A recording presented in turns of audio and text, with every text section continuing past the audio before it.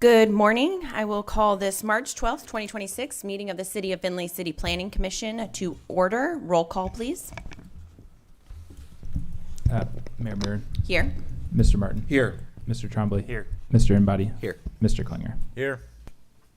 At this time, if anyone planning to speak for or against an item could please stand and raise your right hand to be sworn in.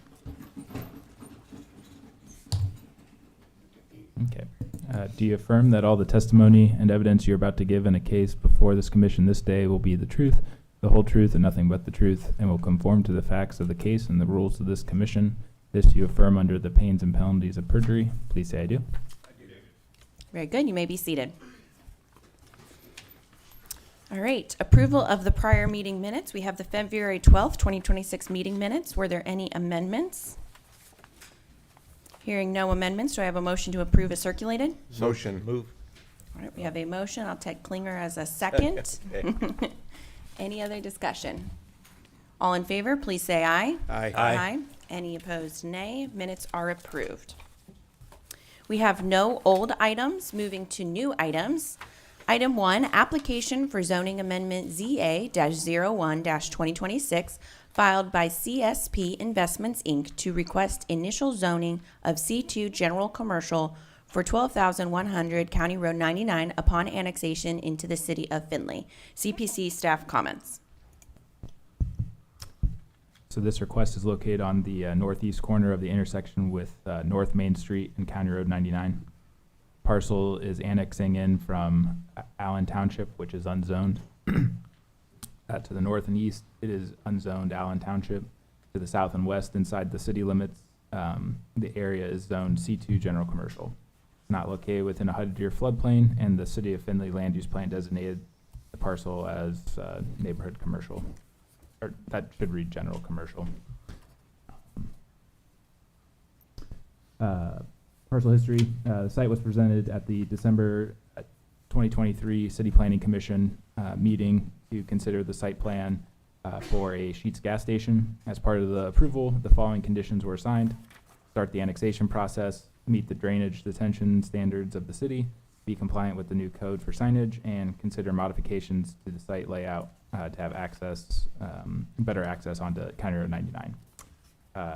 Gas station has since been completed on site and is now in the process of annexation into the city of Findlay.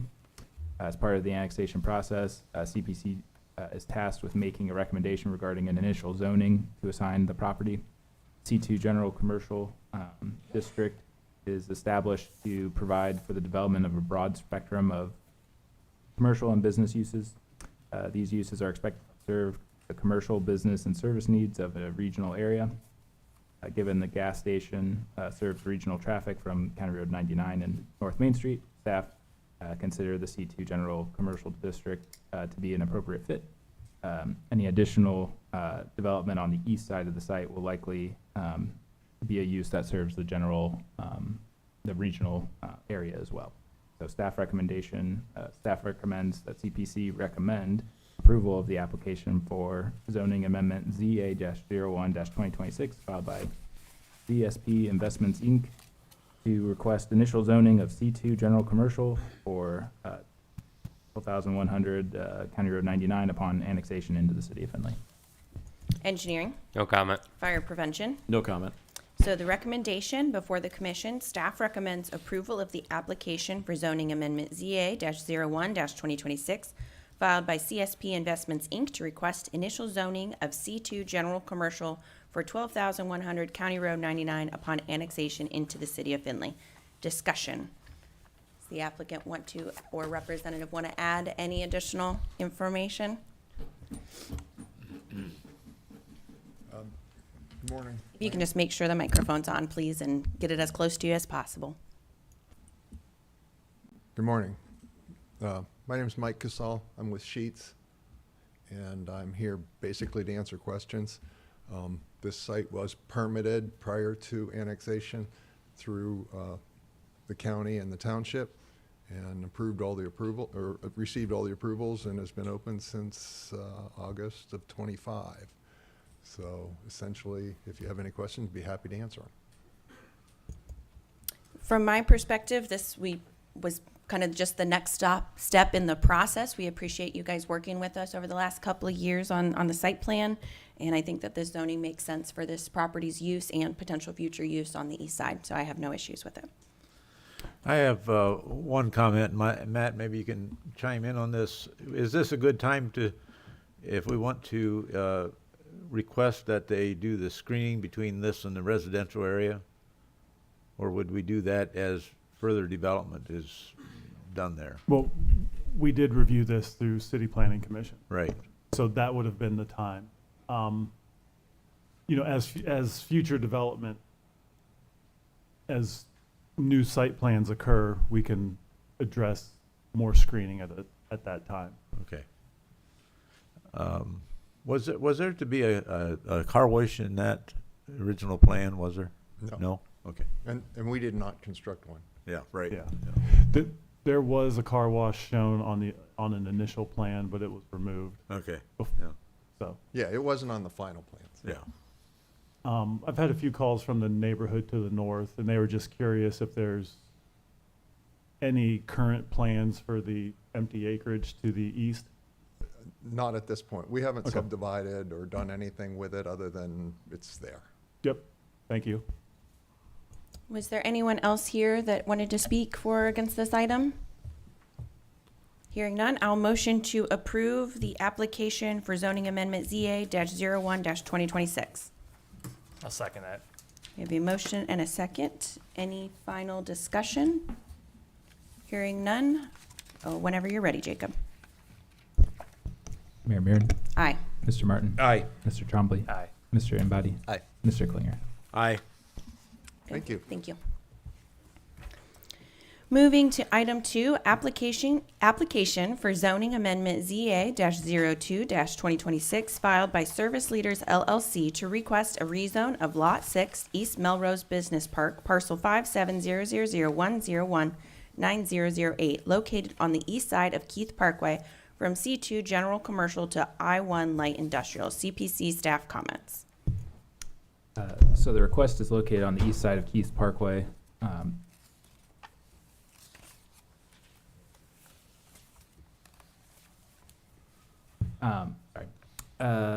East side of Keith Parkway. Parcel is zoned C2 General Commercial to the south inside the city of Findlay. The area is zoned C2 General Commercial. To the north, it is zoned I1 Light Industrial. To the southwest, it is zoned M2 Multifamily High Density.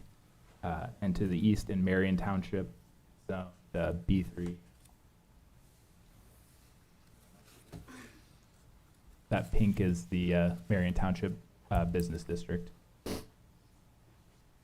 is not located within the 100-year floodplain, and the City of Findlay Land Use Plan designated the parcel as regional commercial. Parcel history, site is currently vacant. Staff analysis, this parcel is part of a platted commercial subdivision that has struggled to see any development plans come to fruition. The most recent development in the area was the Friends business located at 2300 Bright Road, which had plans approved for an expansion onto Lot 5, which is directly south of this lot. The proposal for that was kind of a contractor shop on site that was connected over to the parcel to the east. The plan for this parcel is to have a kind of a storage unit on site on lots 6. And there is a building that I think Matt was trying to highlight earlier that it is in Marion Township with the brown roof there. The owner owns that as well, and he would like to have this kind of work as a kind of cohesive site with that building.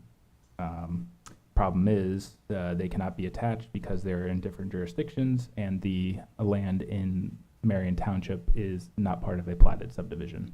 So the auditor cannot physically attach platted parcels with unplatted parcels. Given the industrial zoning is abutting this parcel to the north, staff is comfortable recommending approval. Final site plan, however, would need to come through City Planning Commission approval in the future for any buildings that are constructed on site. So Staff recommendation, staff recommends that CPC recommend approval of application for zoning amendment ZA-02-2026 filed by Service Leaders LLC to request a rezone of Lot 6 East Melrose Business Park, parcel 5700010190008, located on the east side of Keith Parkway from C2 General Commercial to I1 Light Industrial. Engineering, No comment. fire prevention. No comment. So the recommendation before the commission is staff recommends approval of application for zoning amendment ZA-02-2026 filed by Service Leaders LLC to request a rezone of Lot 6 East Melrose Business Park, parcel 5700010190008, located on the east side of Keith Parkway from C2 General Commercial to I1 Light Industrial. Is the applicant here or representative to speak on this item? And as you come up, I have a quick question for Jacob. So I just want to reiterate something, Jacob, that you mentioned. So if another business was going to come to this site and develop a light industrial business, they would need to come back for site plan so that it does still give us restrictions so that this couldn't turn into something too much more intensive, correct? Correct. Okay.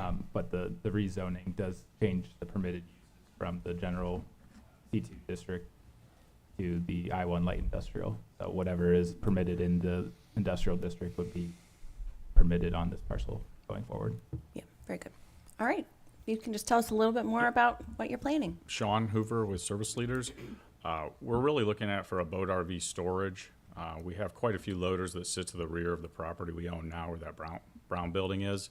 And so it's an opportunity to either get rent from those units or put our loaders in them during the off season for 7 months. So that's really what we plan to develop, about 2 buildings on that site, just 12 by 40 or 14 by 50 units for boat RV storage, and then we'll put our loaders in them if they're not rented. Questions from the commission? Was there, You mentioned, excuse me, you mentioned that this business, this property here would be in relationship to this business here? Yeah, so we use all of our snow equipment, those hoop barns, we work out of there right now. And yeah, they'd work in conjunction. I mean, they're gonna look separate because we'll blacktop that one in the boat RV. It'll be run by Ohio Store and Lock, but we'll keep our loaders there. They won't really work together in the sense of you won't see that, but 7 months of the year, I wanna store my loaders in those units, and the other 5 months they go out to sites. Okay, so basically this site then is just a storage Yeah. facility? Yeah, it'll work independently, but we also want the access to be able to drive through there, and that's how we kind of want to design it as well. and they'll need to come back to us for the site plan on all the access points, so. Was there other folks here that wanted to speak for or against? If so, you gotta stand up, because especially if you sit over here, I can't see you past these gentlemen's heads. All right. Very good. Well, I will motion to approve recommendation for zoning amendment ZA-02-2026. Second. Any other discussion? Hearing none. Jacob, whenever you're ready. Mr. Martin, Aye. Mr. Trombley, Aye. Mr. Embody, Aye. Mr. Klinger, Aye. Mayor Maron. Aye. Thank you. Thanks. Moving to item 3, application for zoning use, conditional use, CU-06-2026, filed by Hilltop Properties Northwest Limited to convert 618 West Front Street into a duplex. CPC staff comments. So this request is located on the north side of West Front Street near the intersection with Western Avenue. The parcel is located in residential R3 small lot residential district neighborhood. It is not located within a 100-year floodplain, and the City of Findlay Land Use Plan designated the parcel as single-family small lot. Parcel history: the site has had a single-family homes constructed on it since 1910. Staff analysis: the house has been prepared to be utilized as a duplex prior to the acquisition by the current owner. the house would be split with a unit on each floor. The downstairs unit would have 2 bedrooms, a kitchen, bathroom, and living space. Second floor unit would have a 1-bedroom, kitchen, bathroom, living area, and a living area. Front door would provide the main entrance for the first floor unit. The second floor would be accessed from the side door on the west side of the house. One of the main concerns with the creation of a duplex is providing the 4 off-street parking spots. This house is along an alleyway, and there's currently a there had been a dilapidated garage, which has since been removed. So that area, the applicant provided us with a drawing to show 4 parking spaces in that space off the alley. While the drawing didn't indicate the dimensions, staff would just remind the applicant that the parking spaces need to be 9 by 18 in order to meet the code. And they must ensure that the parking spaces do not encroach on the alleyway. So our staff recommendation was staff recommends approval of application for conditional use CU-06-2026 filed by Hilltop Properties Northwest Limited to convert 618 West Front Street into a duplex with the following condition. Work with staff to have the 4 off-street parking spots provided.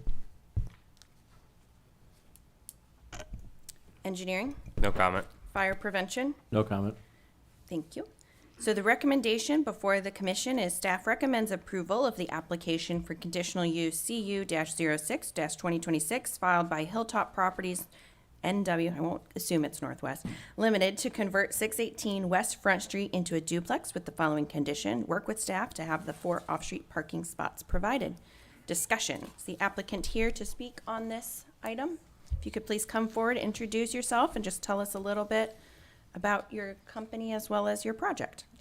Hi, I'm Kelly Taylor, and yeah, we're trying to convert some properties here in Findlay into rentals, and this one, I know when I had called, they said was conditional use, so just here to see if we can we're at that point now where we need to get it decided whether we're gonna be able to move forward with duplex or do a single family, so.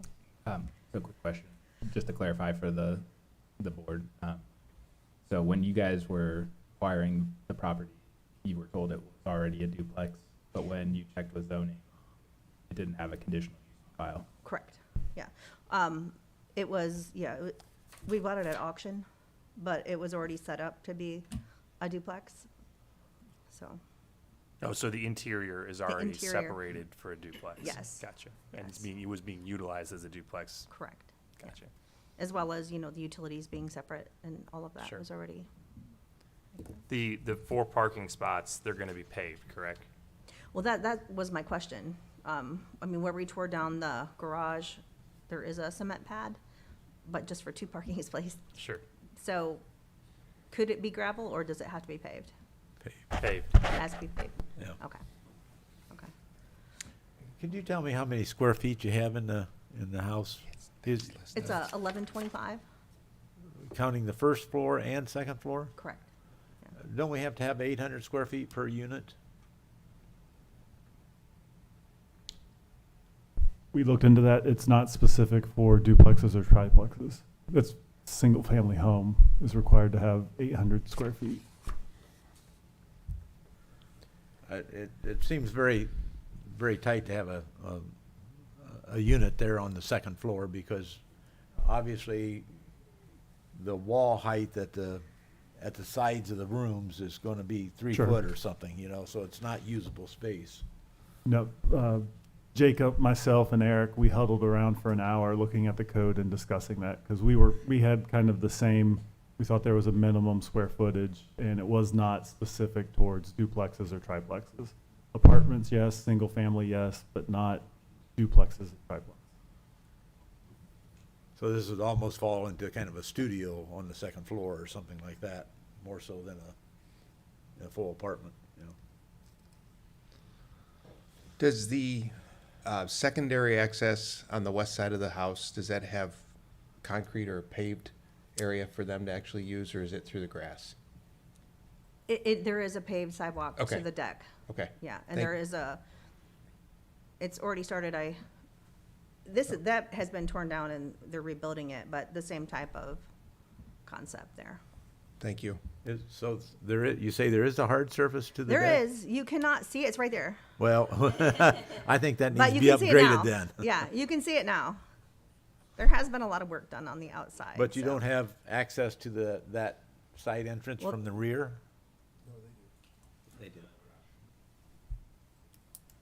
In other words, you're parking in the rear. Can they go from the parking area to that deck on a hard surface? I don't think so, no. No, not unless they would walk around on the sidewalk from the front to the I would think side. that would be something that should be included. Okay. So from my perspective, I want to see this property cleaned up.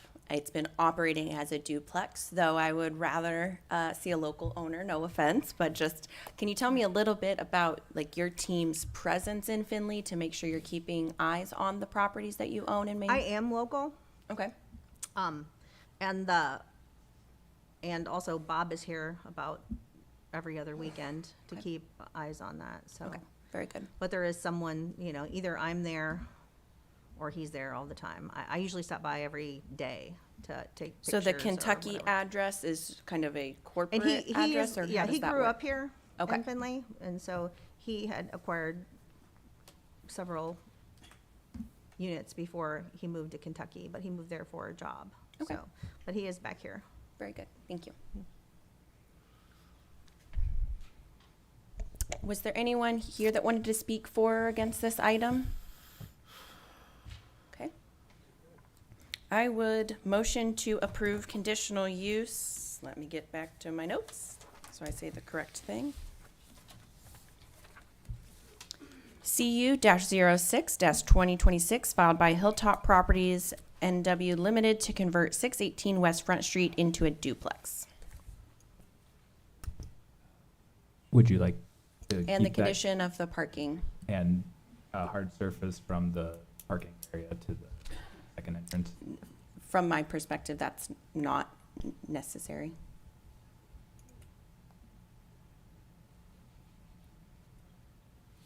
Is there a second? No. Okay, no. I'll second that. You- I guess I was gonna lean over and use the words of our city engineer. You have to provide a route. It doesn't necessarily have to be the most convenient, and I think this might fall, even though it's private property, that might fall into that category. Am I off base, or is that? I mean, I guess from my standpoint, it would be if they provide a route of some sort. Yeah. That's accessible. I think that's the biggest thing. It may not be the shortest path to it, but they have a route. Are they going to take that route 100% of the time? Probably not, Probably but not. there is a route. Yeah, thank you. Where is the access to the second floor again? Is it in the back or the front? It's on the side. It's on the side. There's, yeah. That, Yeah, okay. that side porch, does it have access? Are the steps to that side porch on the back side or the front side? You mean from the deck to get into the? No, to get to the deck and climb up on the deck. Are you, steps at the back side of that, No, there's steps on both sides. both sides? Well, I still think you ought to have a hard surface there. Access. It's part of the construction cost to make it accessible. Yeah, I understand, and, I think that that's preferred. I guess from my perspective, that is, I don't necessarily just want more grass torn up for a path when there is access. I think that would really be between tenants and the landlord to figure out if they need to put pavers or an alternate route there to make sure it's well-maintained. That's And what I was since thinking, they're- maybe pavers would be. And since it's accessible from the front, I see somebody, living here that maybe is walking to work and it's not a big deal for them to access it. They may not be driving all the time. So I think it's, really between the property owner and the tenants to figure out what makes most sense. Yes, Eric, would you like to comment? So you mentioned that you did tear down the deck already, the dilapidated deck was in the back. So you'll need to work with the zoning department because it seems like it was pretty close to the property line. So we made it The need. deck? Yeah, Okay, on the side. on the We're west right- side? Yeah, Well, on the west side, I think what you're, okay. I don't see where it's close on the right there, yeah. on that property Yeah, line? so Okay, they just replaced everything that was there. They didn't- Okay, so Is that that on may, there? that may create an issue with zoning. Okay, Because new stuff needs to meet current setbacks. And we may need to seek some variances to allow for it to be where it's at, because it has to have a 3-foot setback from the property line for a deck. okay, So communicate with my office and I'll get you through the process. okay. So I will keep my motion as is, and I will just add the recommendation, as you're working with zoning to look at if it makes more sense to reconfigure and to add, a different access point on there. But I won't make it a condition of receiving the application. Okay. Are you good with that? I'll keep my second. Any other discussion? Hearing none. Jacob, whenever you're ready. Mr. Trombley, Yes. Mr. Embody, Yes. Mr. Klinger, Aye. Mayor Murin, Aye. and Mr. Martin. Aye. Thank you. Thank you.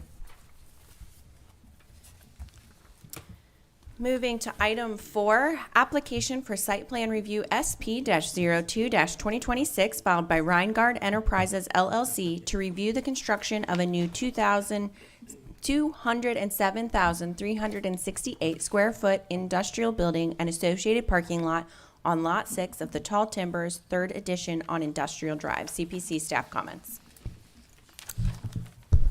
Okay, this request is located in the Tall Timbers 3rd Edition at the cul-de-sac end of Industrial Drive. It is an area zoned I-1 light industrial. This location is not located within the HUD Deer floodplain, and the City of Findlay Land Use Plan designates the area as industrial. Parcel history, this part of the site is vacant, but was split from the neighboring parcel to the southwest in 2024.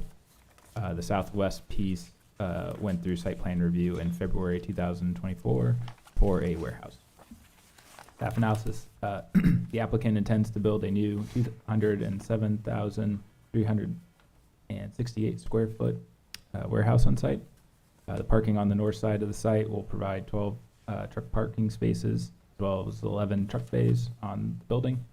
On the south side of the property, there will be a 16-space parking lot with, can accommodate 14 employees at peak. The building height wasn't indicated on the plans, but staff would just remind the applicant that the maximum height in the I-1 district is 60 feet.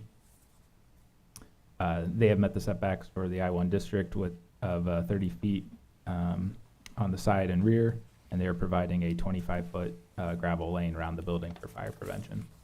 So staff recommends approval of the application for site plan SP-02-2026 filed by Rheingard Enterprises LLC to review the construction of a new 207,368 square foot industrial building and associated parking on Lot 6 of the Tall Timbers 3rd Edition on Industrial Drive.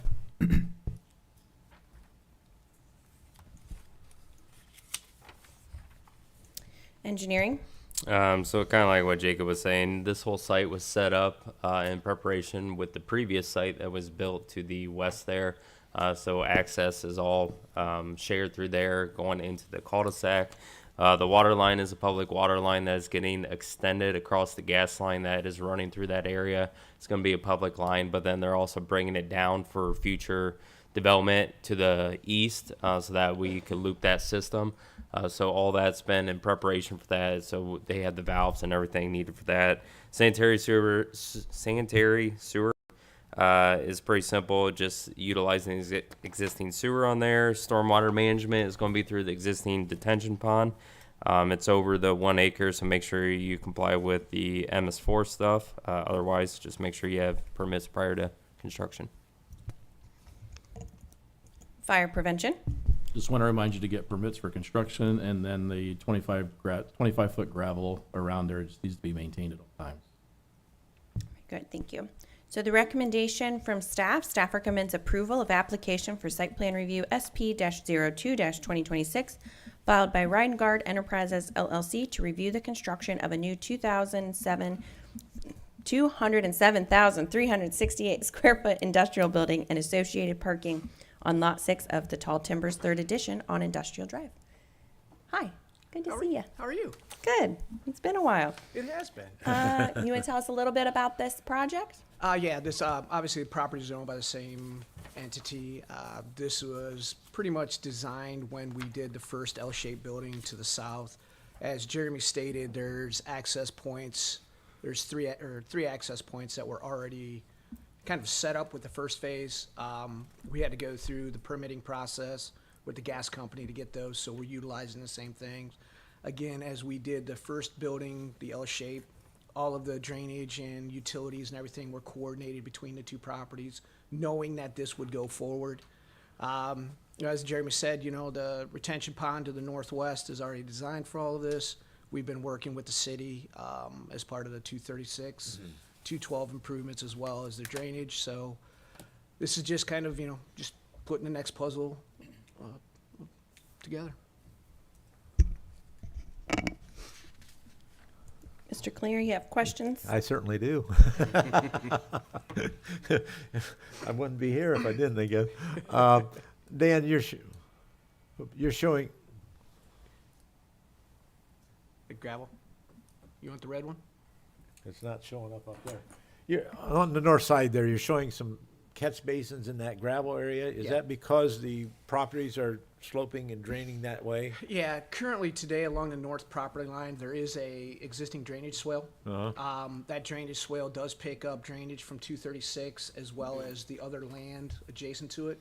When this pond was initially designed up to the north, that was part of the overall drainage concept. So we can't just block it off. And again, working with the city over the past 2.5, 3 years, that's going to be a conveyance way for any improvements that happen to 236. So what we've done is we've gotten with the city, we've looked at their drainage calculations, and we've sized a pipe that would go through there that would convey the existing drainage that's there today, plus any drainage that would come from the new improvements. So the reason the catch basins are there is because, again, it's the low spot between the two properties and to maintain that drainage pattern that's going through there today. Okay, that's what I assume, and I'm glad you've gone through the calculations on it, because just my looking at it, I would think that pipe would not be large enough to maybe to carry all the. It's an elliptical pipe. It's very large. It's very costly per lineal foot. But we know that all of the drainage and everything that's going there today, we had to account for it. And again, we went through the hydraulic calculations to make sure that works. And again, work with Jeremy from day one on it. Okay. Also, see, I started out with this thing, and okay. This is for firefighting access. My concern would be is if they had trucks here at the dock, should this be extended out further? The concept you see right now, again, is kind of a concept. Those truck docks at the northwest corner were just added a week before we submitted the plans. The developer is still trying to decide if this is going to be a one-tenant, two-tenant possible building. If that does go that way, we'll make sure that we provide access around that truck bay, which means we would need to extend the storm sewer and everything. So that's one thing that we need to work out with the owner on that there. So we'll make sure that is updated on the final plans. Okay, and so there would be no truck parking up here in this corner then?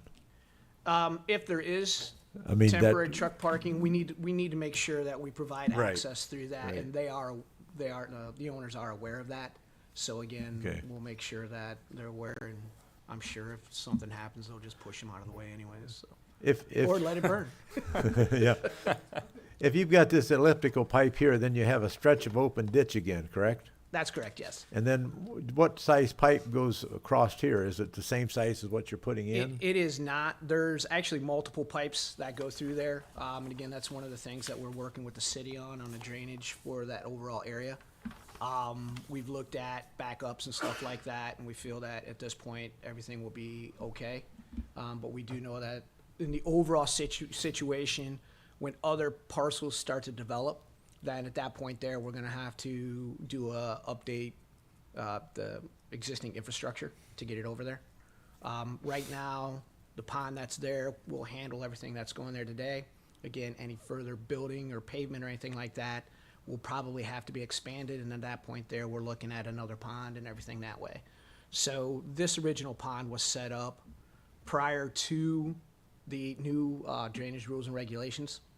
But again, you know, from day one, we've been analyzing that pond. We found out that even though that the pond was not designed for it, there's additional drainage from the west going into it. So we're looking at it to make sure it's compliant.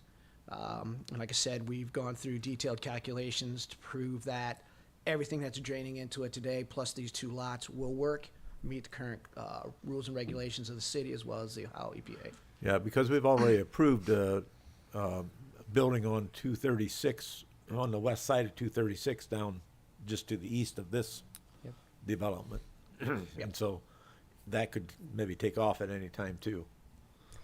Yeah, so I'll just kind of reiterate what Dan's saying. You know, we've been kind of talking with them and looking at this whole area as they were talking about building it out for the city, and we've been talking to some of the other surrounding property owners to get a better idea of kind of what their plans are so that everybody's working together to maximize the different drainage ponds as well as some of the potential infrastructure that the city looks to put into the area. So we are kind of all working together, though obviously no specific plans beyond what are being presented today. But we are looking to make sure that there's no negative impacts, obviously, on any of the surrounding properties or potential property utilization by development today. Was there anyone else here that wanted to? I've got a question for Dan. You see that, I know Rengard owns this property as well, and just want to hear your thoughts on, you've got trucks from here, and this whole facility all going through to access the cul-de-sac right here. Is there plans to ever add additional access to the cul-de-sac, or is this development and future developments all going to route through this existing one? And is there any concerns about the traffic going through that one? No, and again, we knew that these 2 parcels would go through that. You know, the design of the pavement and everything is set up such that it's gonna handle that. Okay. If there is any development that goes on in that wooded area, that would be a new access point from the cul-de-sac. To the cul-de-sac. So we would not be routing additional through those Okay. 2 properties. So, yeah, Okay. we've looked at that and we feel comfortable the way it is right now. And we've also looked at logistically how they're gonna stage, where they're gonna check in, stuff like that as well. Right. So Okay. we've gone through all of that pretty well with the owners. Thanks. And there is a parcel that we call it the weird connector parcel, very technical term. Technical term, yeah. But there is Yeah. a parcel that was at one point purchased by kind of the Tall Timbers development, then it was transferred to a non-property, and it's a tiny little connector property that really doesn't have an owner. So the city is currently working with some attorneys to get that transferred to us. So that would allow then connection into the other section of Industrial Drive to the southwest. Yeah. There's been discussions about taking that road, going south through there, and then tying back into the existing Tall Timbers. Can you go to Google Maps? As the mayor stated, there's a small little. Or the auditor's site? Unbuildable property down there. Actually, Matt, will our title sheet show it?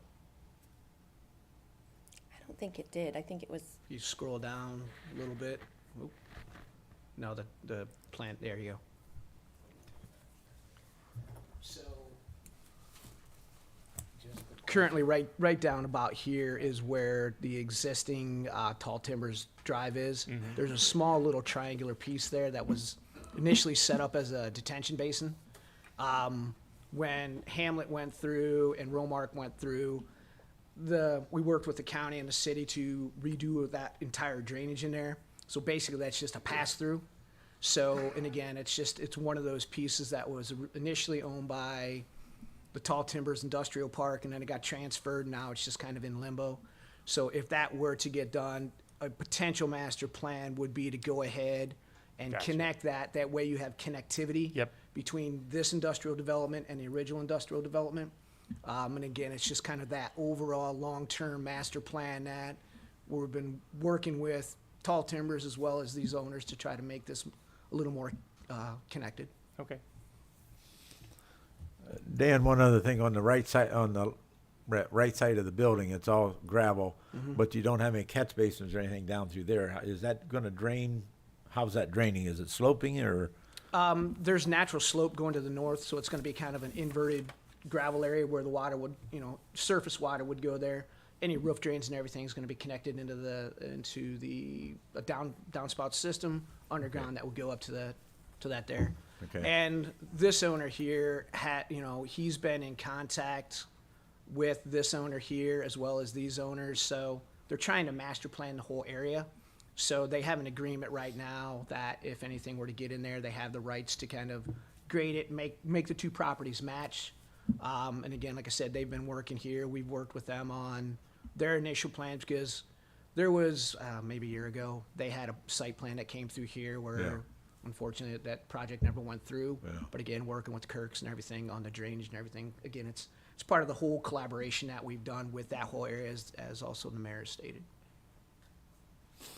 Okay. Was there anyone else here that wanted to speak for or against this item? Okay. Just want to make sure I don't skip somebody. Other questions from the commission? No, I'd make a motion to, sorry. Go ahead. I'd make a motion to approve the application for site plan review. I'll second. Very good. We have a motion and a second. Hearing no other discussion. Jacob, whenever you're ready. Mr. Embody, Aye. Mr. Klinger, Aye. Mayor Merritt, Aye. Mr. Martin, Aye. Mr. Trombley. Aye. Thank you for your time. Thank you. Thanks. Moving to item 5, application for site plan review SP-03-2026 and application for conditional use CU-05-2026 filed by Findlay Rock LLC to review the proposed construction of a commercial outlot and pickup window at 2801 Tiffin Avenue. CPC staff comments. So this request is located at the corner of County Road, the US Route 224, and well, actually, yeah, I'm sorry. So County Road 236 and Tiffin Avenue. Tiffin Avenue kind of turns into West 224 there. The parcel is zoned C2 General Commercial. It is located in a C2 General Commercial area, not located within a 100-year floodplain, and City of Findlay Land Use Plan designates the parcel as regional. So parcel history. This part of the site is currently vacant, serving as kind of an additional parking area for Chipotle. Staff analysis. So Findlay Rock LLC is proposing an additional outlot for their site. This area was discussed in the January 12, 2026 CPC meeting during the approval for the overall site plan at 2801 Tiffin Avenue. It was left as kind of future development on the plans at that point. This plan would feature 3 new storefronts measuring 5,630 square feet in total space. Elevations for the building have been provided by the applicant. Storefronts would have 6 dedicated parking spaces out front with 5 additional spaces in the rear. They indicated that they would work with the overall site owner to meet that requirement of 15 parking spots. On the north side of the lot, the parcel boundary is kind of parallel with Tiffin Avenue. So yeah. So with that property line going parallel, the building is does not follow that geography there. So that's created an issue where the northwest corner of the building does not meet the front yard setback. So that will require a variance from the BZA. One concern staff had regarding the pickup window on the east side of the building. The pickup window is typically pickup windows are typically required to have 5 stacking for 5 cars. Given the location of the window, staff had concern that if the tenant changed, there would be a desire to use this as a drive-through window. While staff recommends approval of a pickup window, it should be noted that if that were to change, it would need CPC approval for the conversion to a drive-through. Looking at the location, there would not be adequate stacking for the required 8 cars for a drive-through. So staff recommends approval of the application for site plan review SP-03-2026 and the application for conditional use CU-05-2026 filed by Findlay Rock LLC to review the proposed construction of a commercial outlot and pickup window at 2801 Tiffin Avenue with the following conditions. Split the outlot to have the buildings on their own dedicated parcel and receive the variance for the BZA regarding setback. Engineering? No real concerns with the site layout or access or anything like that. The water service that you have come off, that's a 2.5 inch.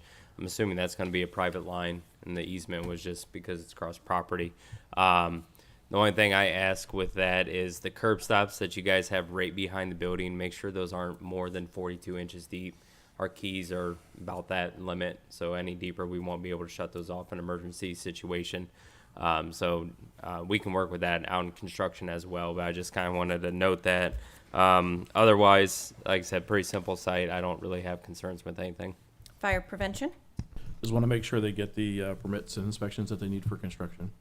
Very good. So staff recommends approval of application for site plan review SP-03-2026 and application for conditional use CU-05-2026 filed by Findlay Rock LLC to review the proposed construction of a commercial outlot and pickup window at 2801 Tiffin Avenue with the following conditions. Split the outlots to have the building on their own dedicated parcel and receive a variance from BZA regarding the setback. Discussion. So, Good morning. yeah, so at the risk, real quick, at the risk of sounding stupid, when you say pickup window, we're talking, I can't order there, but if I ordered online, I can go and just pick up there. Order ahead of time, similar ahead to of what time. Chipotle did on the west side of town. Pick up Okay. only, not a full-blown drive-through. Gotcha. Thank you. Also, kind of where DoorDash picks up from, or Believe so. They could walk in the front door as well, but they aren't expecting a lot of traffic through there. So obviously, I'm a little concerned about this being developed just because I know a lot of people use that parking area. However, they've been illegally technically using it. I'm glad to see it developed from a perspective of maintenance because even though I will miss the potholes that we got to put a mattress in, or somebody put a mattress in, that was a fun time. But I think that this, makes a lot of sense. I think hopefully, I hope BZA supports the variance because I think it makes sense to keep that, set up. Obviously, good to see development in this area. One thing I will just note for public and for folks here, I know that the owners of the developments in this area have been reaching out to the property owner of IHOP. So yes, people are trying to work on getting that cleaned up as well. But I think that this makes sense and, agree that that does not make sense for a drive-through, but obviously they would have to come back to us for that. So I think it makes sense and be good to see that area cleaned up. Other comments from commission members? And the only thing, you addressed the parking, and they're going to work with other people around. I get that. The area, a lot of the area there, use my words, here is overflowed parking for Chipotle. Do you feel we have adequate surrounding parking where a building is taking up current parking? Are we good? Who is that directed to? I guess, sorry, I don't want to answer. Usually somebody chimes in. I've been out there quite a That's bit. a different property owner though, right? I mean, Yeah. It is, that's nothing but to do with this parcel here. If people were parking there, I certainly have done the same too. I don't think Chipotle's parking should affect whatever we decide to do here. I agree. And you're 100% correct. I just know that from my experience, overflow in busy times, Yeah. this parking's very much used for that business. So I just wanted to, if that's directed to you, if that's considerate, I know there's ratios for business. I just want to make sure it's considered. I'll address it after Matt talks about that. Understand your concern. Obviously, I've used it as well. With these master developments, there's always REAs set up that allow you to park on everybody's property. As part of this particular development, when River Rock came in, they've had multiple discussions with all of the adjacent property owners, Chipotle, Verizon, Olive Garden. That's why we're kind of reconfiguring the parking and drive access so everything works better than how it was kind of set up before. The owners have been in contact with the Verizon Chipotle about acquiring the property. It seems like that is actually moving forward in a positive direction. It has not been established yet, but as part of that, now it becomes under their ownership. So again, that helps. As part of that, it will also help with the BZA request that we're going to do. When this parcel gets created, the intent would be to go ahead and have it come all the way out to 12. So now it has public frontage and it's not going to be a landlocked parcel.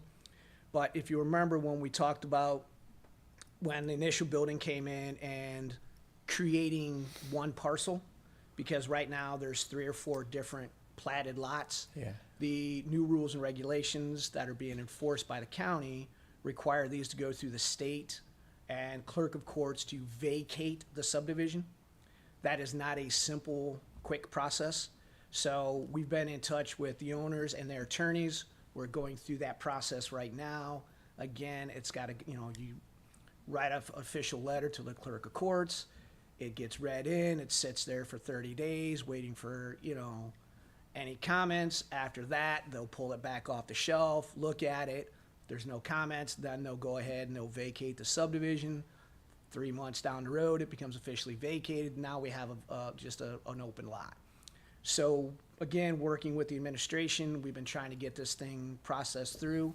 In the past, we were able just to go ahead and combine the lots, be done with it. But again, the new enforcements that we're having through the county level are requiring us to go through this process. So it's in the process. We understand that.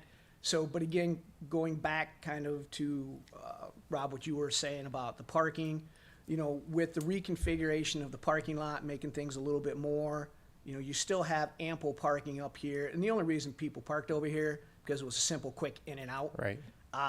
Again, by doing this, it's cleaning things up. Any community you go to, they did the one up on 20 right there where the Canes and Nothing But Cakes and all that is. I don't think it's Canes, but, yes, it's going to take a little bit of getting used to that. You can't just go in there and park wherever you want. But, we've looked at the overall parking configuration and calculations everywhere. Yes, there's ample parking for the entire development. Like I said, it's going to take a little bit of time to get used to the people that just pull over there. But again, with reconfiguration down here, the existing parking that's up there, and again, working with the employees to have the employees park back behind the building rather than parking up front or things there. So again, that's things that the owners have been kind of working with, again, Olive Garden as well as this development there. So they've done a great job working with the adjacent owners to work on the parking circulation to make this feel a little more homogeneous rather than just going wherever and trying to figure it out once you get there. What about striping or somehow designating this area for pickup window? Because I'm assuming there's not going to be stacking, but there might be some. Maybe you might have 2 people at a time. I mean, have you guys thought There's no- about doing a stripe there and putting some paint mark? I mean, we can put some paint marks on the ground. Yeah, Obviously, yeah. That's we all I was we all know suggesting. that people are going to do what they want to do, but yeah, we can go ahead and put an arrow drive through or pickup only, Pickup only. something Yeah, like that to something help. like that. Yeah. Yeah, guide it doesn't need a people, hey, concrete don't park here, curb this or is- something yeah. like that to avoid exactly Yeah, I want that. to try to Yeah. avoid having a concrete curb No, there no. because all that does is create issues. Yep. So if we People can keep hit it it. open and try to just sign it and put some pavement Yep. markings down, I think that would go a long way. Agreed. One thing I would, just as kind of, Dan, going back to your comments, can you just send me an email or a letter about the whole vacating parcels, combining parcels issue? Because I've heard that from a couple of people recently, and it sounds like the state law may need some cleaning up on that. So if you could just send me information so that I can pass that along to our, I will be more than happy to do that. or have an attorney do it, however you want to do that. But if you can inform me just like the specific parts of code, because It's an interpretation. yeah. And speaking with other legal people, they're saying, well, we don't have to do this in any other county, why yours? And I said, it's an interpretation of the Ohio Revised Code. I've went through it, I disagree with it, but again, the authorities are enforcing that, is their interpretation. But yes, Yeah, I if you will- can just send me some I'll put information. together a letter on that stating the two different revised codes that keep getting told to us, Okay, and we'll kind of go from there. thank you. So Dan, too, with the recommendation from staff to split the outlot to have the buildings on their own dedicated parcel, is that something that's going to hold you guys up, given everything else you want to do? We're hoping we can work with the administration to get the permit to do this. Knowing that we're going through it, I will provide you copies of all of the legal documents that have been submitted to the courts and everything, because the planning commission does have the ability to allow this to go through. So that's kind of what we're here, knowing that we have to go through this, as well as the variance and the creation of the lot. It's not, I can't do it today. Right. We would have had this done already Right. if we didn't have this hiccup with the enforcement of the Ohio Revised Right. Code. Gotcha. And that is not unusual. We have worked with owners when we've had similar, Sheets is a good example. When they came to us with the site plan, they began the process on annexation, but we didn't want to hold up their construction Right. when that was going to be a, almost 2-year process. So we gave them the permits and they just provided us a document stating that they were working through the process, doing everything in their ability to comply with that, but we did not hold that against them since it was out of their control. I can't remember if I Yeah, asked, was there anybody else here that wanted to speak for or against this item? I just don't want to accidentally.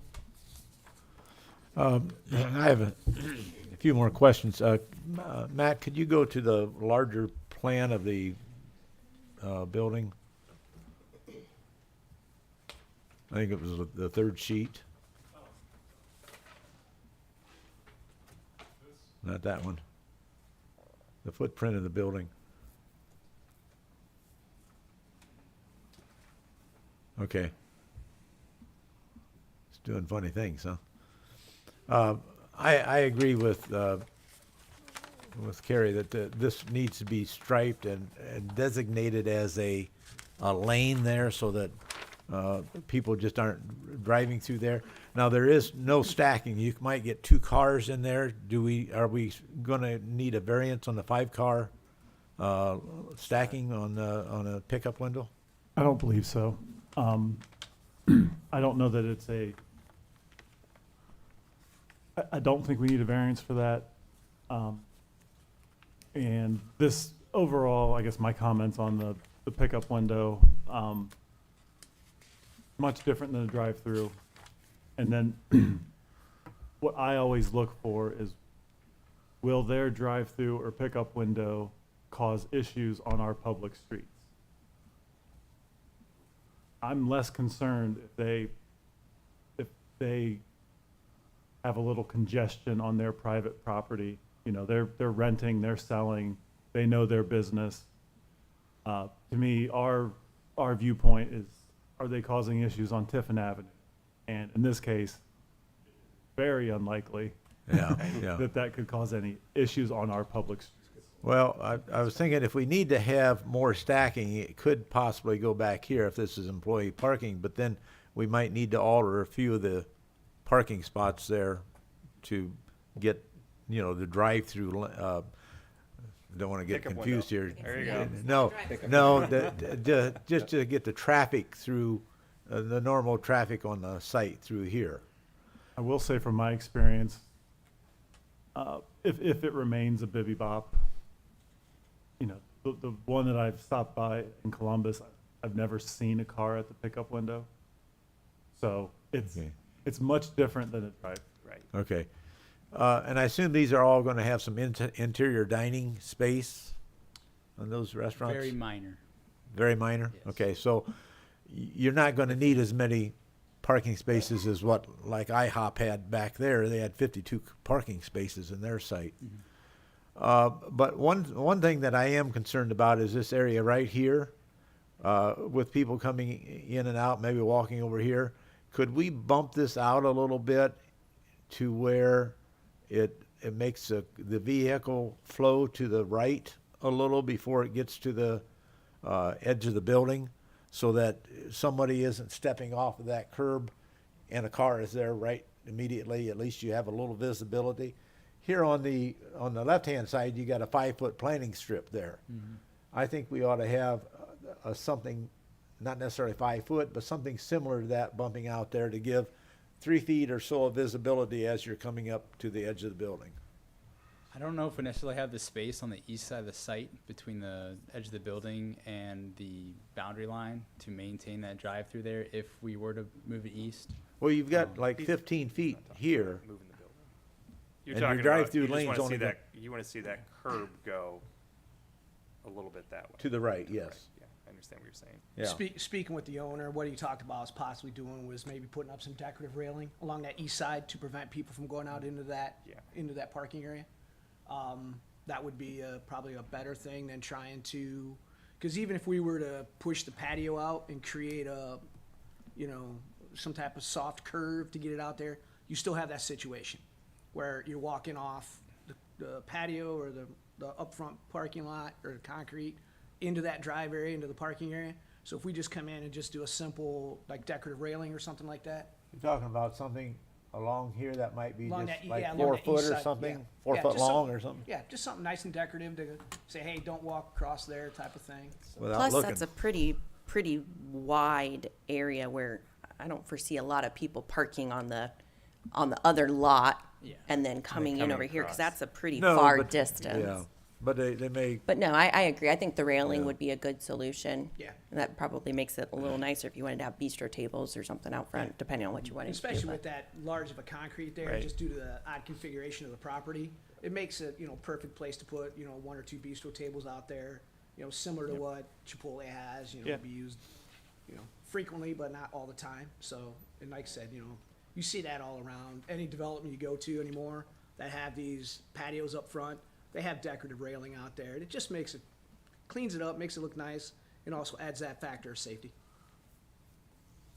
okay. Other comments from the commission? Yep, I just have one question. Kind of going back to the last, when we first looked at the site plan, was that a month or two ago? There was public concern about how truck access would be. I'm probably going to lean on your expertise. Looking at utilizing that, the first development's approved truck access. Trucks coming in, looping around, using this exit.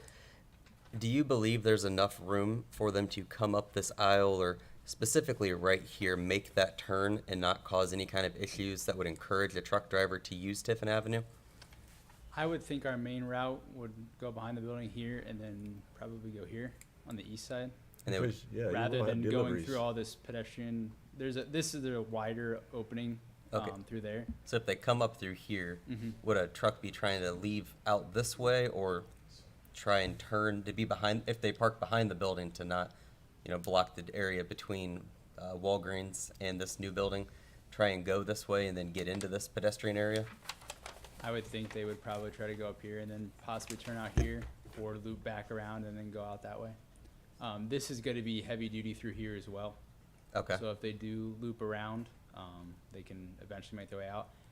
Knowing, I'm not a truck driver myself, obviously, but I don't think they would look to try to turn in here just with all that parking. If it is open and there's not cars parked there, that is kind of out at the outer edge of the main development here. They Mhm. could try to, but it's hard to say, I guess. Do you have an idea of when typical delivery times are? Typically food deliveries or earlier Mornings morning? usually, yes. So there wouldn't be a lot of traffic on site as is. I would assume that Walgreens would have a semi-type deliveries, a short one, but obviously they take their deliveries on the back side there, which is probably gonna block 1 lane of traffic with the two lane. The concrete traffic. pad behind Walgreens is where Walgreens does a lot of their loading and unloading. Yeah. Plus, the owner did state that most likely these 3 particular tenants will have more box trucks rather than full-size semis. Yeah. So obviously there, and, you know, in reality, if you look at the whole development, you know, how often do you think those very northwest parking spaces will be used for this? You know, maybe you might have some employees back there, but I think with the smaller box trucks and the vast amount of larger drive aisles, I think you'll be able to maneuver any type of full-size vehicles that would get back there. Very good. Other comments? Hearing none, I will motion to approve application for site plan review SP-03-2026 and application for conditional use CU-05-2026 filed by Findlay Rock LLC to review the proposed construction of a commercial outlot and pickup window at 2801 Tiffin Avenue with the following conditions. I'm going to modify the language and work with the city to move through the process of the outlot split, and then receive a variance from BZA regarding the setback, and then add a railing along the east side to limit pedestrian crossing. Along with the lane designation. Striping. And, Striping, yeah. and add striping along the pickup window lane. Very good. I'll second. We have a motion and a second. Any other discussion? Hearing none. Jacob, when you're ready.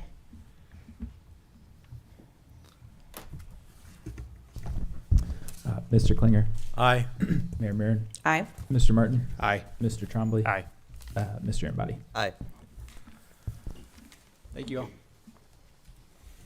Moving to item 6, application for site plan review SP-04-2026 and expansion of non-conforming use NCU-01-2026 filed by Charles Lammer Properties LLC to review the proposed expansion of a non-conforming structure at 700 Western Avenue. CPC staff comments. All right, so this request is located on the west side of Western Avenue at the intersection with Lincoln Street. The parcel is zoned I-2 general industrial. The west side of Western Avenue is zoned I-2 general commercial. On the east side of Western is a residential neighborhood zoned R3 small lot residential. It's not located within a 100-year floodplain. Parcel history, this site has several buildings on site. The northernmost is an office space with kind of 4 storage buildings in the rear.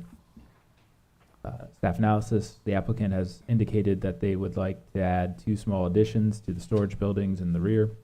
The first addition would connect buildings 3 and 4 on the southeast corner of the site. This is a 22-foot by 7.7-foot space that would have a mechanical room, corridor, restroom, and a closet space. The second addition would be located on Building 5 on the west side of the site. This would be a 28 by 14 space that would have a restroom, mechanical room, and a break room. Building 3 is in the southeast corner of the site and is a non-conforming structure. That means it was built prior to zoning and does not meet the code required for the front yard setback. This addition between buildings 3 and 4 makes it an expansion which needs city planning commission approval. One of the concerns staff has that these changes could lead to a different use coming into the buildings from a storage building to more of a contractor's office. Given some recent CPC items that we've reviewed, staff would just like to understand a little bit more who the end user is for the buildings and that the site would continue functioning as a single user.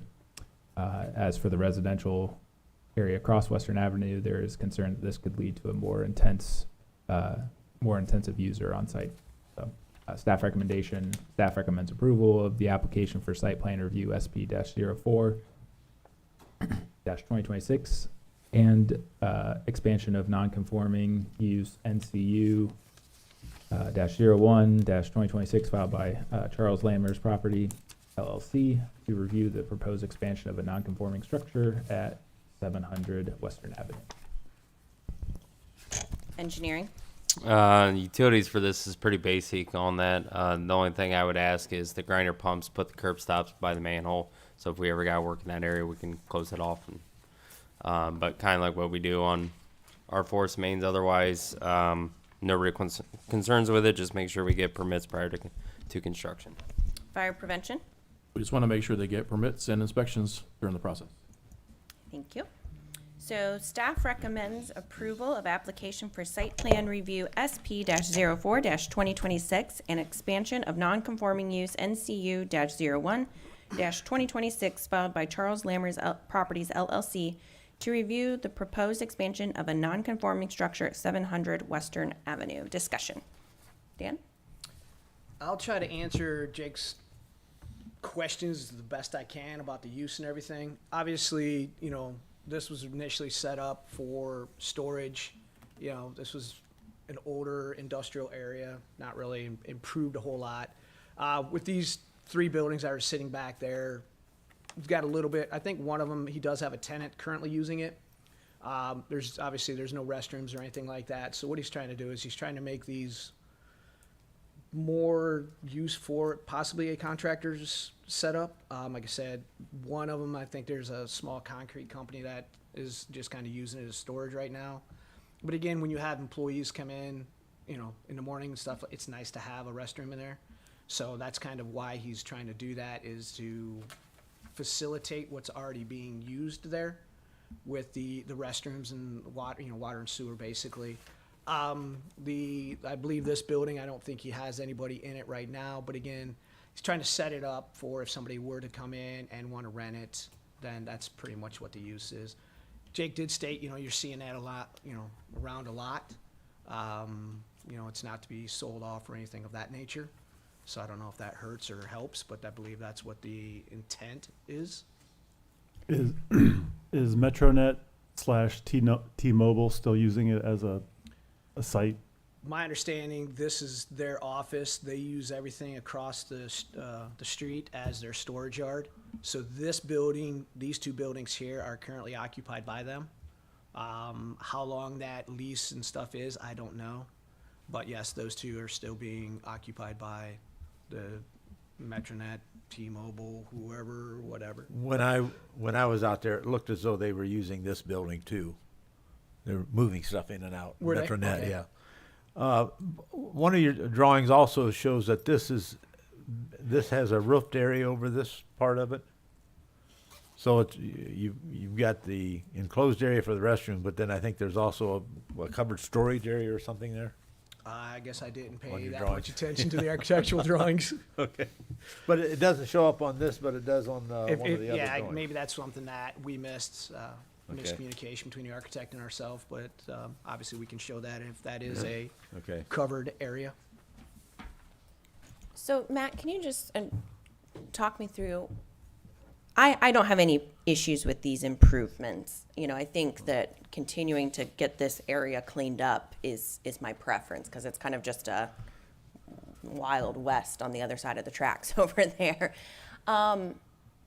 Does it make more, and I'm not saying that this needs to be done today, but at some point, does it make more sense for this parcel to look at being rezoned, or can it not, just given that it has the billboards on it, or what's the reasoning there? Rezone to what? Well, I don't know if it would if there makes sense to rezone it to something to help it be conforming, or is it just really because of the mixed use on the parcels that it's gonna have to stay non-conforming?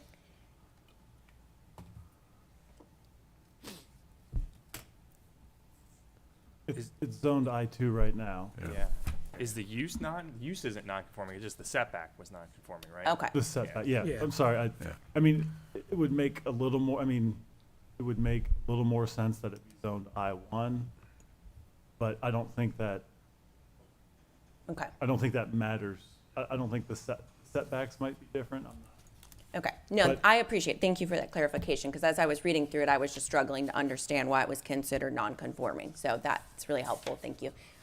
From my perspective, I think it makes more sense for this to be usable. I don't think it's really going to change the intensity of the use based off of what it's being used now. And I also don't think that, it's negatively impacting the surrounding area by making these modifications. Yeah, it's zoned I2. Someone could come in and buy the whole thing and put a pretty intensive use on, should they want to. I don't think adding a restroom, 2 restrooms, dramatically changes that. Right. And again, it's trying to clean it up. The good thing about it is, you know, the way the buildings are oriented, so any trucks that are gonna be going into and out of the building is gonna be in a north-south direction. So the majority of the headlights will be facing away from the residential. You know, again, you have a building here, that's gonna be, you know, if anybody parks in here, it's being blocked. You have this small little corridor here that might be open. But again, you know, the majority of the traffic's gonna be north and south type of thing. And again, they're existing buildings that we're trying to utilize, and again, I think that helps a little bit. If we had a bunch of parking and everything on the east side, it'd be a little, you know, we'd have to do a little more there. And the intent is still to be using those buildings as storage, not as Correct. contractor shops? Yeah. Okay. Was there anyone here that wanted to speak for or against this item? If you could just come down and introduce yourself. And if you live in the area, if you can give us a general idea.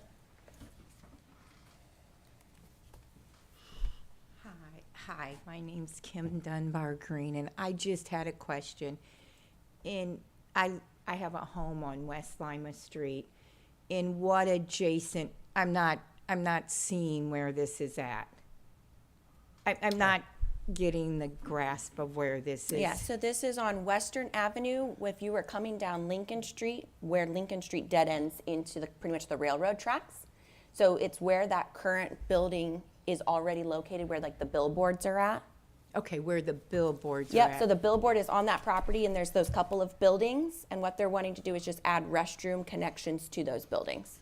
Okay, and adjacent to, So here's Western Avenue. okay, So that's that there. This is Lincoln Street. okay, so it dead sits right ends. there. Yeah. It's on Okay. the other side of the railroad tracks. This is the big plastic factory, the big quarries back Okay, over here. okay, that's what we were wondering, how Yeah. far back they were gonna move it back. Yeah. Like I said, all we're doing is, there's two buildings that are there. We're just adding one small connector right here, and then a little building addition on this side. So we're not expanding the buildings in a north-south direction or making them any bigger. All we're really doing is kind of connecting two of them and adding a restroom to the other one. I guess I don't ever, see those buildings when you drive by. I guess that is just not. They're just adding Yeah, bathroom connections okay. there. We just got that card in the mail and said, Yeah, that's a great view right there. because I live within, 500, or I don't, my son lives there, but Yeah. to come to this meeting. Yeah. Okay, I guess I don't pay attention to the buildings when you drive by. And I mean, I guess they're there. Okay, that's all I have to ask. Yeah. That's why we're here. And great questions. No, and I just want to reiterate, I really appreciated the improvements to the buildings over the last couple of years. I know kind of all the properties along there, we've been trying to get them spruced up, and they definitely look better than some of the others, so thank you for that. I would- Other questions? Very good. Go ahead. I'll make a motion to approve the application for site plan review. I'll second. We have a motion and a second to approve application for site plan review SP-04-2026 and expansion of non-conforming use NCU-01-2026 filed by Charles Lammers Properties LLC to review the proposed expansion of a non-conforming structure at 700 Western Avenue. Jacob, whenever you're ready. Mayor Marin, Aye. Mr. Martin, Aye. Mr. Trombley, Aye. Mr. Embody, Aye. Mr. Klinger. Aye. Thank you very much. Thanks. Moving to item 7, application for conditional use CU-07-2026 filed by Timberstone Holdings LLC to establish outdoor storage at 7430 Timberstone Drive. CPC staff comments.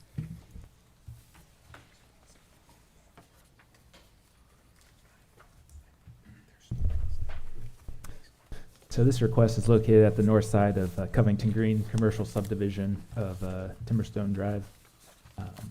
The parcel is zoned C2 General Commercial. To the south, it's zoned C2 General Commercial. To the north, it's zoned R2 Medium Lot Residential. To the west, it's a vacant commercial parcel between the site and Covington Green Apartments. It's not located within a 100-year floodplain, and the City of Findlay land use plan designated the parcel as regional commercial. So parcel history, this strip mall's kind of been on site since 2004, with Timberstone Holdings LLC purchasing the building in 2024. current tenant in Suite 8 is Rooster Roofing. So staff analysis, the zoning inspector Eric Adkins had received several neighbor complaints about the appearance of the storage behind the building. Storage was done without a permit, so we're trying to get a conditional use to rectify the situation. As visible, and this is an old aerial image, but it kind of more recent aerial photos, you'll see there's some contractor materials stacked near the building, along with parking several of the business vehicles. In the back corner, there's also some an accessory structure that was also unpermitted. Staff would recommend that this would be removed, do not impede the drive aisle around the back of the building. For the area by the building, staff would like to see kind of an orderly layout of the storage. We'd like to see some sort of enclosure to block view of the storage from the view of the neighbors.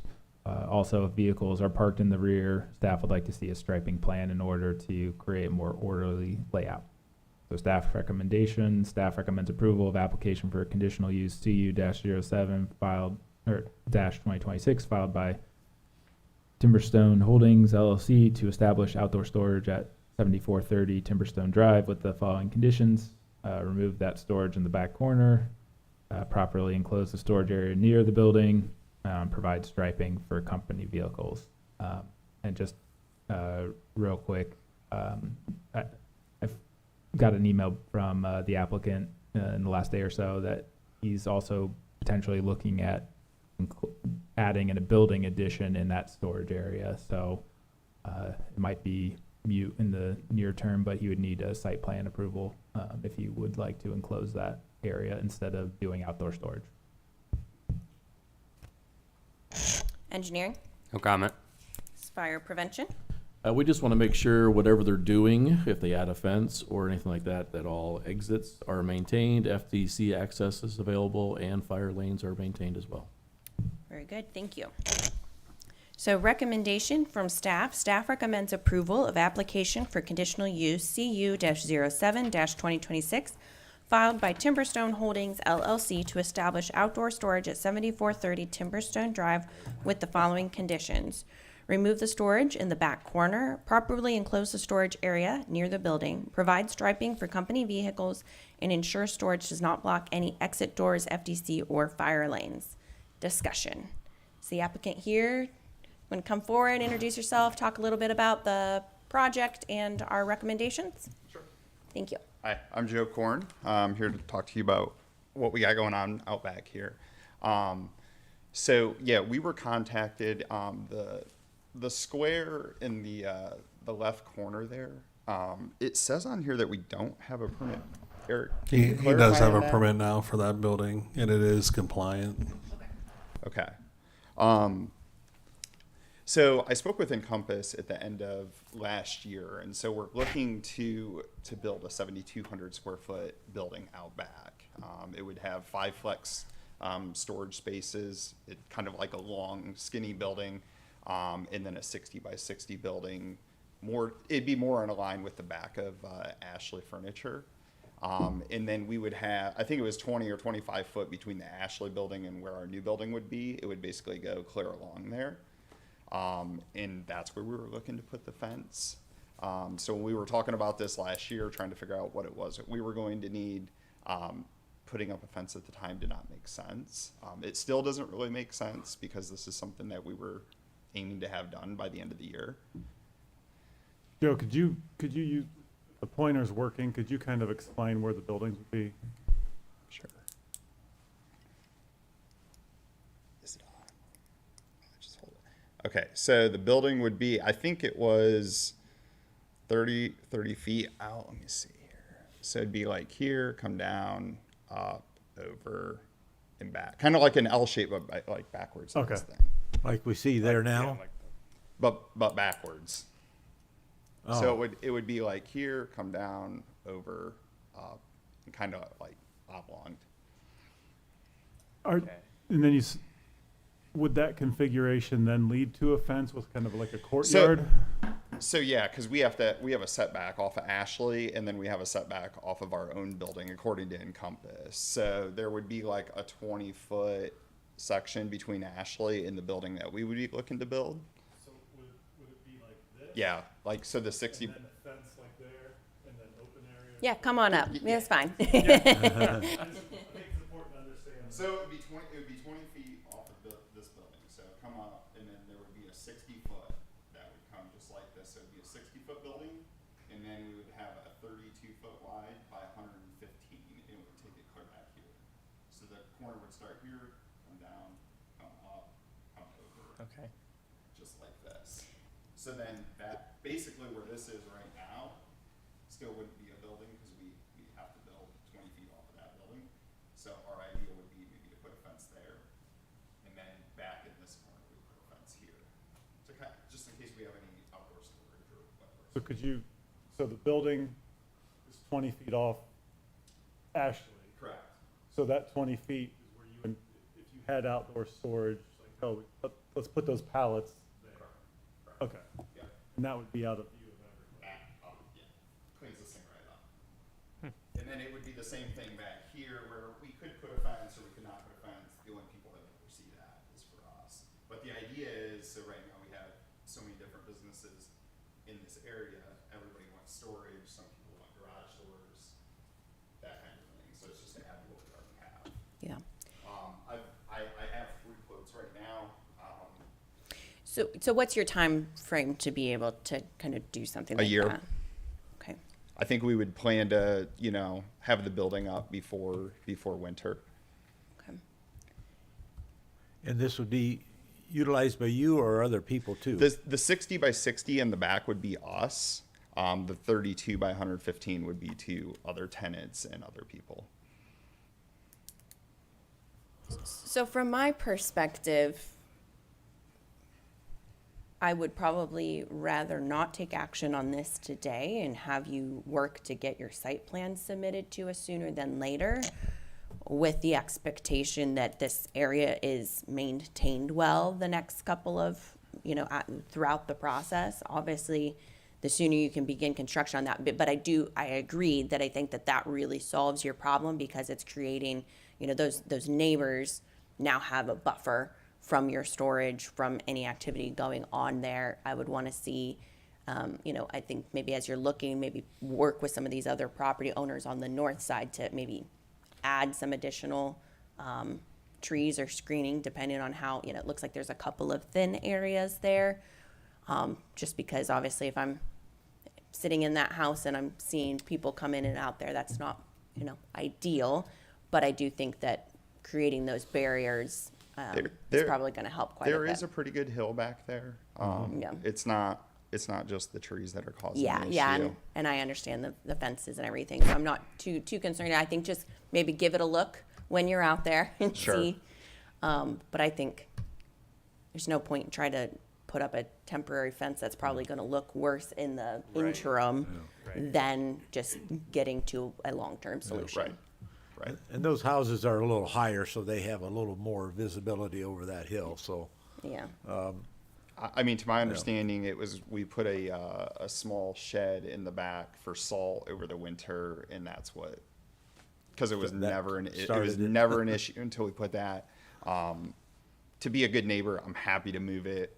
We just had to get the rest of the salt out of it. I don't have an issue doing that. Well, my thought might be is if, for the time being, if you could even consolidate your storage materials to the back of your building a little closer, that might help. There's only a salt box, and then we've kept like a loader to push the actual snow back there in that corner. Everything else has been up closer to the building. We're not spreading it throughout that entire area. Yeah, you got a scissors lift and stuff like that. Yeah. That's kind of sitting out there. Maybe you could just get it kind of combined. Sure. That would help in the interim.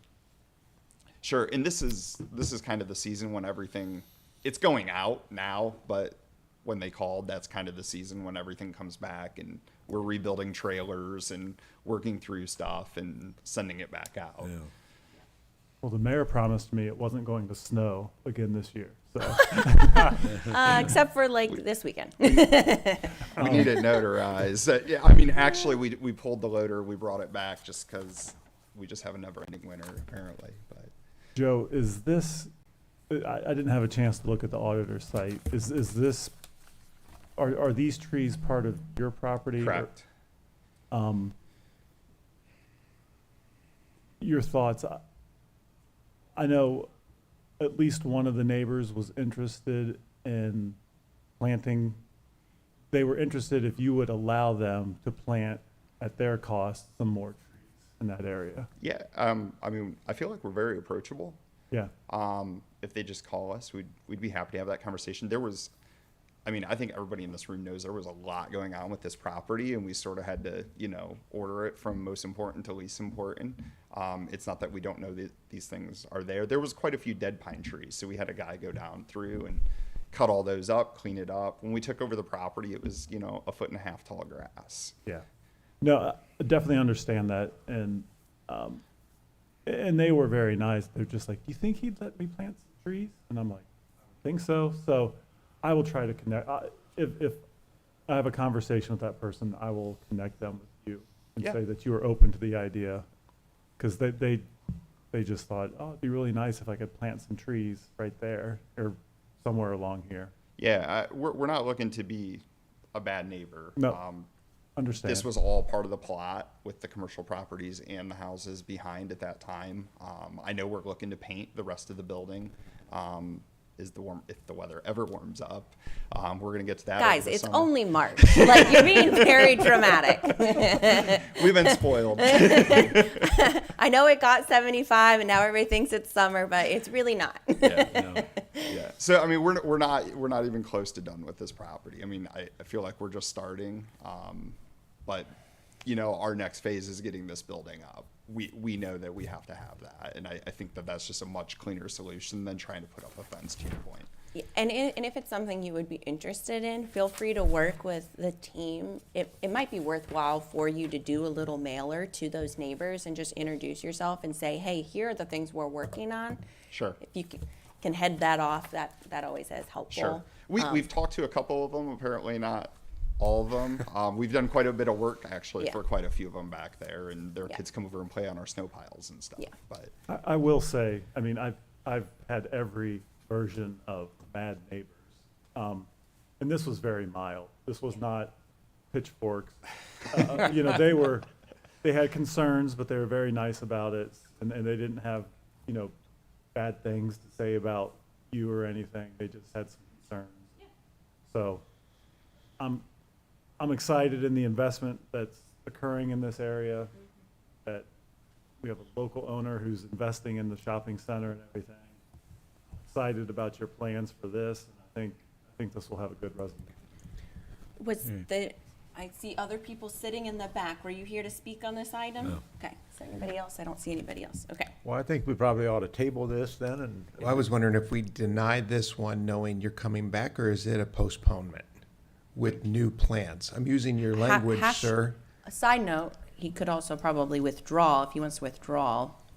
Eric, you've had your hand raised for 10 minutes. So what I would suggest is, just because he does have some storage stuff out there, and you never know with the snow, to approve it with conditions of either A, within the time period to get the site plan in for that building, or B, if he doesn't get it within that time, putting a fence up for the outdoor storage. That way he's able to still store stuff out in the back safely without having to have enforcement after him. So that's what I would suggest.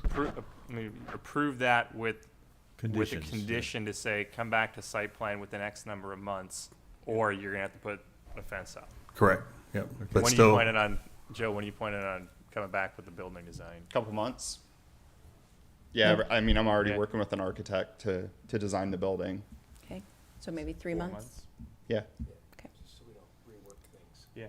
Eric, look at you, earning your keep another day. on top, it's the Mountain Dew.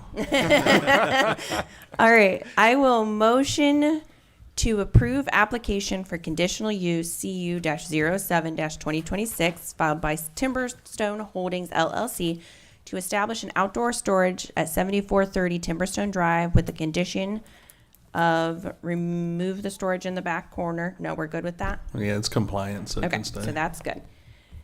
Properly enclose the storage area near the building, provide striping for company vehicles, and ensure storage does not block any exit doors, FDC, or fire lanes.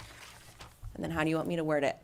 Or bring a site plan for the building expansion within the next 3 months. Everybody's giving me the nod that that's good language, Yeah. so that is my motion. I'll second. We have a second. Any further discussion? Hearing none. Jacob, when you're ready. Sorry, just to confirm, you said 3 months? Yes. Okay, got it. Okay. Mr. Martin? Aye. Mr. Trombley? Aye. Mr. Embody? Aye. Mr. Klinger? Aye. Mayor Maron? Aye. Thank you, guys. Thanks.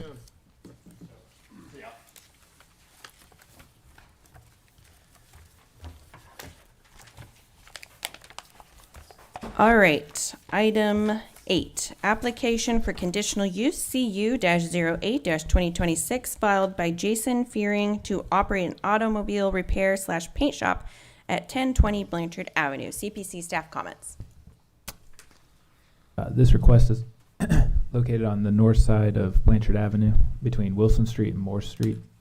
The parcel is zoned C1 local commercial. Along Blanchard Avenue, it's mostly zoned C1 local commercial.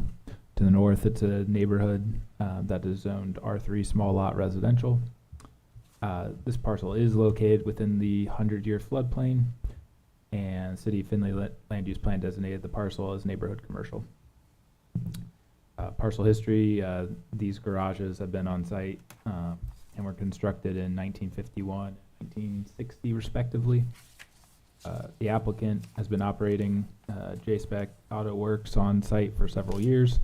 When they moved in, they did not get the conditional use filed with the zoning office, and zoning was unaware of the change of tenant.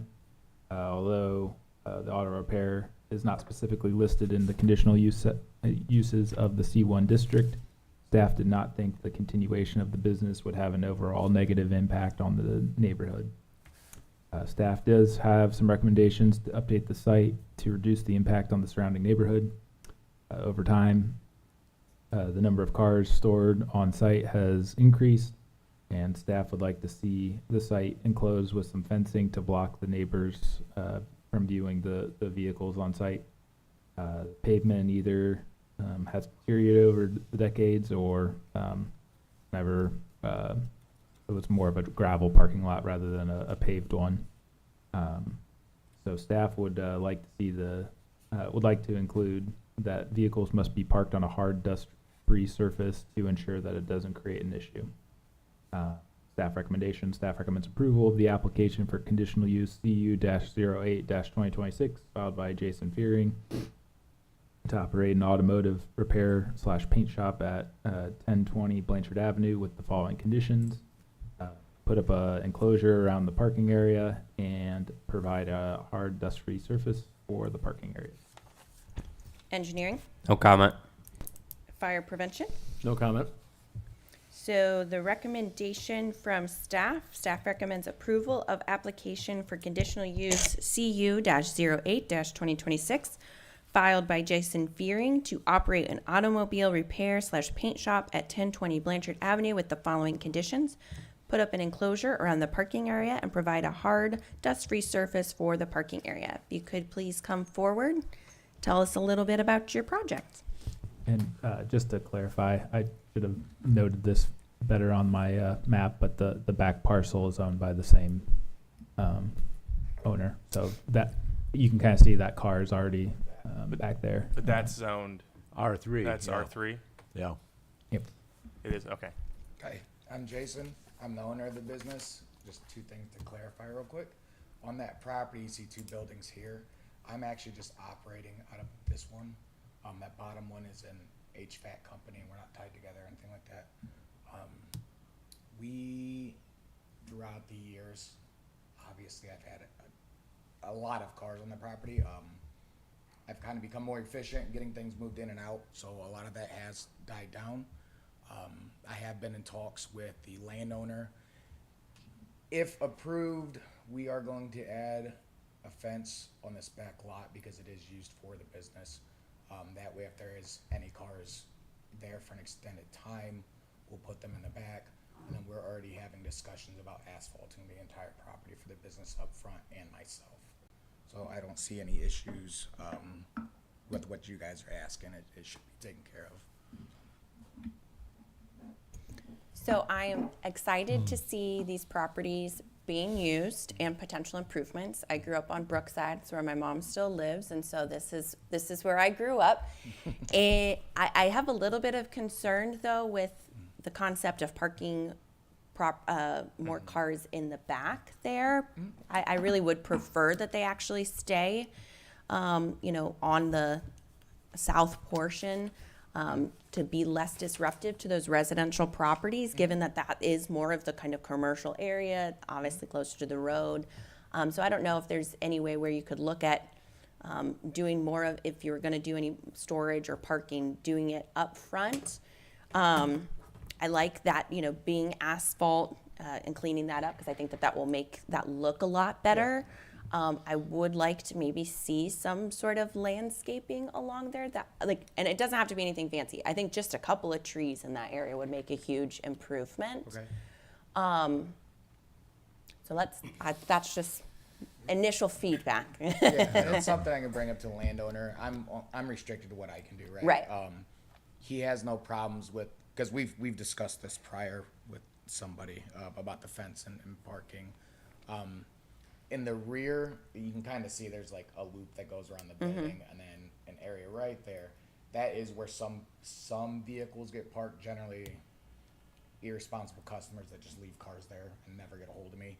They get stuff back there. Even with that fenced in, I'm not planning on using it as like a salvage lot or storage or nothing like that. Well, you wouldn't be able to. Yeah. And I think you could do a small area. I just definitely don't want to see that whole parcel by any means turned in. I think, if you said that's probably 8-10 cars you could kind of have along there. I think that would be reasonable, but I just don't want it to. Well, it's just me. Like, I am the owner of the mechanic, everything. If that entire back lot was full of cars, I got bigger problems. You know what I mean? So that won't be a concern. Well, I think that would be a concern if we're trying to make a parking lot out of an R3 zoning classification. Everything would have to be hard surface and fenced off and whatnot, wouldn't it? Yeah, so I think the moral of the story is, if you are looking to add storage to the north, we need to work through those issues. I think probably, especially if you're already paying to pave in front, we can work with you to have, better storage or, layout of that property, because I think it's going to be less of a problem to just kind of stripe your parking and have some of the vehicles stored there than trying to put them to the north. Now, asking about a fence, can someone show me where they would want a fence then on that property? I get, Eric, yeah, go ahead. It's wherever you're storing the cars. So the cars would preferably be behind the fenced area instead of being along the front building. If those are ones that are like active customers, just any of the cars, just keep them inside the fenced in area instead of out in the open, unless it's something that's just came in. Yeah. That way we're not having 30, 40 cars that are out in the open. Of course. I'm not saying you have that many. Been great to work No, with. but just in case. But just in case. Yep, So I understand. So I'll ask this question: do you need this space back here? I mean, this is this whole area is a residential property. I understand it's being used right now for parking, but that's not what residential properties are supposed to be used for. So we don't use. Do you have a concern with putting the fence here and keeping everything on the commercial property? That's going to be up to landowner, not me. I mean, you as the operator of the business. Would that work for you? This is like an old pick. When I started this, I was doing transporting for dealerships. So I had trucks, trailers, all that. Okay. That's all gone now. So the back of this building Yeah. is only being used, I'd say, 2 or 3 cars right now and an old boat trailer. So Just nothing storage past for that. the. Yeah. Okay. Those 2 cars are waiting on warranty claims, insurance, things like that. Okay. But nothing's been there for, we'll say, longer than a few months at this point.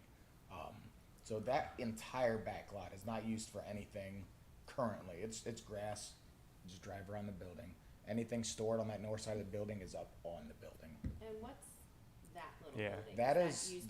That's a garage, if you will, off site. I lease that from the owners separately. Okay. That's just an enclosed. So potentially either kind of fencing and storage there or fencing and storage there could be a discussion point. Yeah, he was, when we had talked about it, he wanted to grab a fence off the southeast corner, bring it over, bring it all the way north, and literally enclose this entire facility. But if we're looking at a different zone on both properties, that's something he'll have to figure out, and I'll talk with him and see what the options are. So thank you for having that conversation. I guess for today's Yeah. item, sorry, we kind of went off track there. So I don't have any issues with giving the conditional use for the paint and repair shop. I think that that's consistent with the utilization. It's not going to negatively impact the surrounding area. So I will be fine to make that motion. I think then that becomes our next item, is just figuring out the site layout and any outdoor storage requirements, and then coming back to us for that permit, correct? Okay, yeah. Eric? Okay. So other comments from the commission? Yeah, I just had it's a repair shop and paint shop. Are you doing body work? That's not a paint shop. I Oh. didn't know if that was just the typo, if that's just how they're labeled. It's just automotive repair. Okay. I don't have the equipment or the room for painting, nothing like that. Well, that makes a difference. Yeah, so nothing of that nature. I might switch out a fender or bumper, but I'm not doing anything more than that. Yeah. Okay. So I want to clarify something and make sure you guys are in agreement, or maybe not, but the conditional use is for this lot only. It is not for this lot. Right. Okay. So to use this as a parking lot or anything like that would be another conditional use needed on that property. Am I understanding that correctly? Yeah. Correct. Okay. So it would seem to make sense to fence off and utilize just your That front small lot, area. not the back. Okay, so based off of the discussion, I will motion to approve the application for conditional use CU-08-2026 filed by Jason Fearing to operate an automobile repair shop at 1020 Blanchard Avenue with the following conditions. Work with zoning to determine an area for parking and then come back for the permit on that for outdoor storage, and then provide a hard dust-free surface for the parking areas. And then I'll just note, look to add greenery where possible. So that is my motion. Second. We have a motion and a second, and I don't want to be presumptive. Did you have any, you want to speak for or against this? All right, any other feedback from the commission or staff? Will he come back to the zoning office then with the fencing and the layout? Is that? No, it'll be same thing as Mr. Corrin. He'll have to come back for outdoor storage, and he'll present that to the committee again. Okay. Very good. All right, hearing no additional feedback, Jacob, whenever you're ready. Mr. Trombley, Aye. Mr. Embody, Aye. Mr. Klinger, Aye. Mayor Mirren, Aye. Mr. Martin. Aye. Very good. So just you. work with Eric and he can kind of coach you through the process and help you with recommendations. Good luck. Thank you so much. All right, good work, team. Seeing no other items on our agenda, this meeting of the Planning Commission is adjourned. Yeah.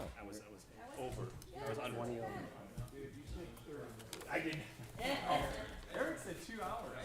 2 hours and 10 minutes, right? 2:15. 2:15. The amount of items? Lots. Like, hey, okay, no problem. Let's go. Let's go.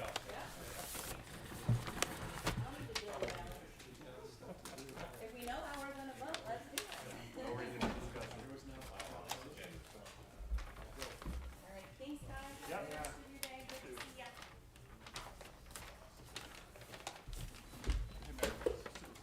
Did you have something you wanted to?